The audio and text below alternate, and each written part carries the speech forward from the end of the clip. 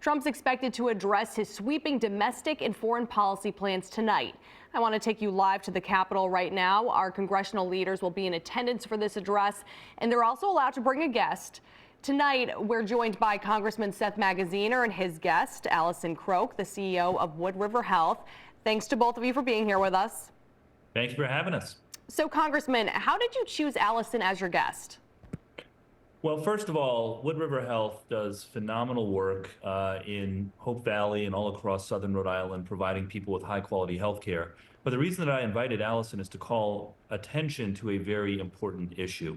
President Trump and Republicans in Congress are pushing a budget plan that would mean huge cuts to Medicaid. That's health insurance for hundreds of thousands of Rhode Islanders, including many served at community health centers like Wood River Health. And so we want to call attention to this because access to health care for Rhode Islanders is important, and it is really under threat by this budget plan that the president and congressional Republicans are pushing.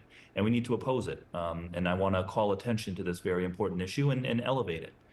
Now, that being said, of course, Medicaid isn't in the exact language, so Republicans are kind of pushing back, saying that's not exactly what this will be doing. But from everything I've read, it seems like it's kind of unavoidable if you want those types of cuts. Now, Alison, what does it mean for you to be at the address?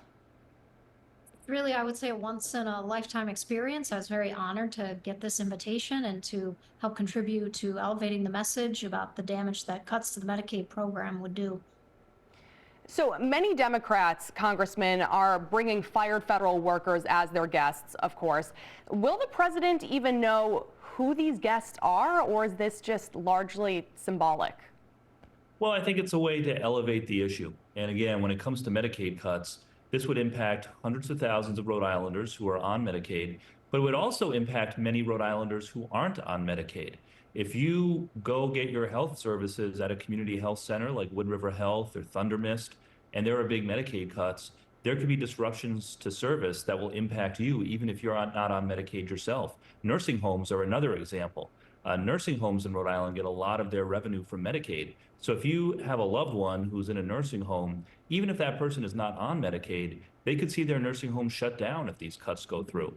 So again, this is not about sending a message directly to President Trump, although I hope he will listen to us when we say don't cut Medicaid. This is about advancing the issue and really highlighting the level of importance and the risks that are associated with this budget plan that Trump and the Republicans are advancing. So this is largely symbolic, right? Like Alison and the other guests, President Trump is not going to meet them, chances are, and have no idea who they are or what they represent. Well, but I also want to remind my Republican colleagues that there are community health centers and nursing homes and hospitals in their districts that will be hurt by Medicaid cuts as well. And so this is also a reminder. And again, many of my colleagues on the Democratic side are bringing leaders from the healthcare space and healthcare workers to help send this message. Now, Congressman, we're hearing that some Democrats aren't even going to this. We have a clip here from Congresswoman Alexandria Ocasio-Cortez, if you could take a listen. I feel uncomfortable legitimizing a lot of what he's doing with my presence.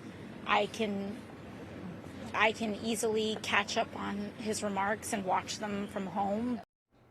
So you obviously chose to attend tonight, and it sounds like it's because you wanted to make a message not just to President Trump, but to your colleagues. What do you think about others in your party not showing up?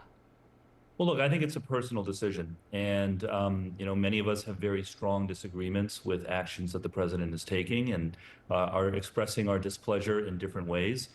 So I don't judge any member for not attending. I know that there were a number of Republican members who didn't attend some of President Biden's State of the Unions either. But, in my case, I am going to represent our state and our district. And again, to try to send an important message about making sure that we don't cut health care in order to pay for tax cuts that would mostly just benefit the rich.